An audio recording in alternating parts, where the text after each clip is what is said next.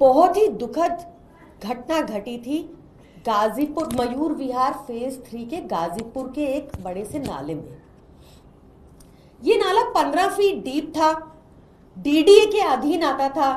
DDA यहाँ पर निर्माण कर रही थी और इसमें एक 2.5 साल का बच्चा गिर गया था, जिसको बचाने के लिए उसकी 23 वर्षीय मां भी इसमें कूद पड़ी थी। अनफॉर्चुनेटली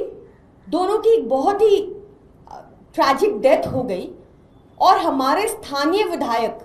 एमएलए कुलदीप कुमार जी तुरंत घटना की सूचना मिलते ही घटनास्थल पर पहुंचे थे। जेसीबी मंगवाई थी, एक्सट्रैक्ट करवाया था दोनों माँ बेटों को, दोनों बेटे और मदर को, और पीड़ित परिवार के साथ जितनी वो सहायता कर सकते थे वो रहे थे और जितनी सहायता कर सकते थे उन्होंने करी। कुलदीप कुमार जी ने ये नहीं सोचा था कि ये नाला डीडीए के अधीन आता है। उन्होंने कोई गंदी राजनीति नहीं की और वो हर संभव प्रयास किए कि वो जितना बन पाए उस पीड़ित परिवार के लिए करें। 1 अगस्त को भी जब एलजी साहब से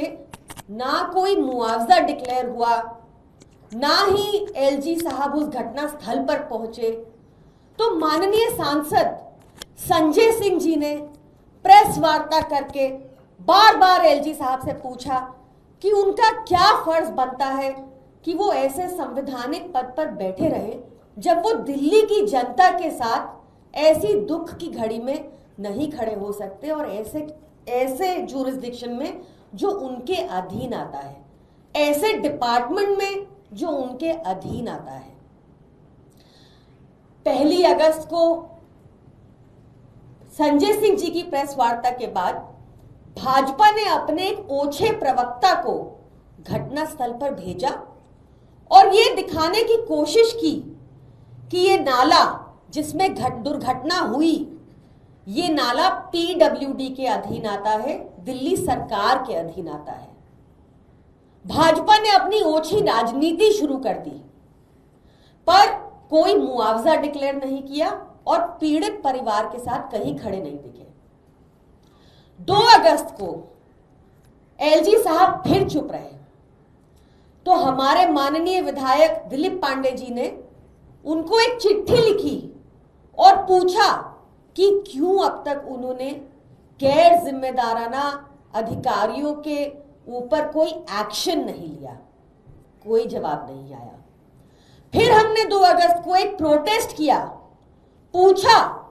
कि क्यों एलजी साहब चुप्पी साधे हैं और अपने अधीन आते डीडीए के अंदर जो डीडीए के नाले में जो हादसा हुआ उस पर क्यों वो कोई मुआवजा डिक्लेयर नहीं कर रहे पीड़ित परिवार के साथ, वो क्यों कहीं नहीं दिख रहे। फाइनली 2 अगस्त को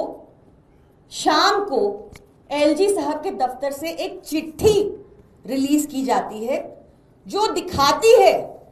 कि हमारे दिल्ली के एलजी केवल और केवल दोषारोपण का काम करते हैं, आम आदमी पार्टी की सरकार को बदनाम करने का काम करते हैं, आम आदमी पार्टी के कामों में अड़चन डालने का काम करते हैं, पर अपना काम नहीं करते और किसी भी तरह पल्ला झाड़ना चाहते हैं।